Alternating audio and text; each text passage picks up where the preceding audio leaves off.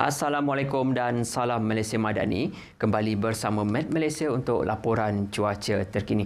Dimulakan dengan status cuaca panas setakat 4 April 2024. Iaitu terdapat 6 kawasan di sekitar Semenanjung berada di tahap gelombang haba dengan suhu maksimum harian yang dicerap di antara 37 hingga ke 40 darjah Celsius, iaitu di sekitar Jajahan Jeli dan Gua Musang di Kelantan, di kawasan di daerah Jerantut, Maran, Temeloh dan juga Raub di negeri Pahang. Selain itu juga terdapat 23 kawasan yang lain di sekitar Semenanjung berada di tahap berjaga-jaga, iaitu dengan suhu maksimum harian di antara 35 hingga ke 37 darjah Celsius, iaitu di kawasan yang ditandakan kuning meliputi di negeri Perlis, kebanyakan daerah di negeri Kedah, di bahagian tengah dan utara negeri Perak, di bahagian selatan negeri Pahang dan juga di kawasan yang lain yang ditandakan kuning meliputi di negeri Sembilan, Johor, Terengganu dan juga Kelantan.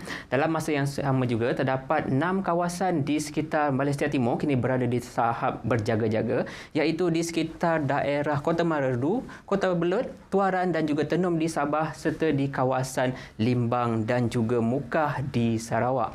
Orang awam diminta untuk bersiasat berjaga-jaga dengan keadaan status cuaca panas, mengurangkan aktiviti di luar kawasan rumah, mengelakkan pembakaran terbuka serta minum air dengan secukupnya ketika berpuasa, iaitu ketika bersahur dan juga berbuka. Seterusnya pula kita beralih pada tinjauan keadaan cuaca semasa. Alhamdulillah keadaan cuaca cerah dan baik dan tiada hujan di kesemua negeri di sekitar Semenanjung pada ketika ini, dan keadaan ini kami jangkakan boleh berlanjutan sehingga ke awal petang nanti. Dengan keadaan cuaca hujan dicerap di sekitar kawasan perairan Selat Melaka, dijangka tidak akan mempengaruhi di kawasan cuaca di kawasan daratan Semenanjung Malaysia. Seterusnya, kita beralih kepada tinjauan cuaca di Sarawak. Pada ketika ini, keadaan cuaca hujan di beberapa kawasan dicerap di sekitar bahagian Kapit dan juga kawasan berhampiran pantai meliputi kawasan perairan Bintulu, Miri dan juga Limbang, yang mana keadaan ini kami jangkakan akan beransur reda pada lewat pagi nanti. Manakala di kawasan yang lain di Sarawak dan juga hampir keseluruhan Sabah, keadaan cuaca baik dan tiada hujan, yang mana keadaan ini jangkakan boleh berlanjutan sehingga ke tengah hari nanti. Seterusnya pula pada sebelah petang, keadaan cuaca kurang hujan jangkakan berpotensi untuk berlaku di sekitar kebanyakan kawasan di sekitar Semenanjung Malaysia. Namun keadaan cuaca hujan di beberapa kawasan masih lagi berpotensi untuk berlaku, terutamanya di sekitar negeri Perak, Selangor, wilayah Postong Kuala Lumpur dan juga di kawasan pedalaman di sekitar negeri Sembilan pada sebelah petang nanti.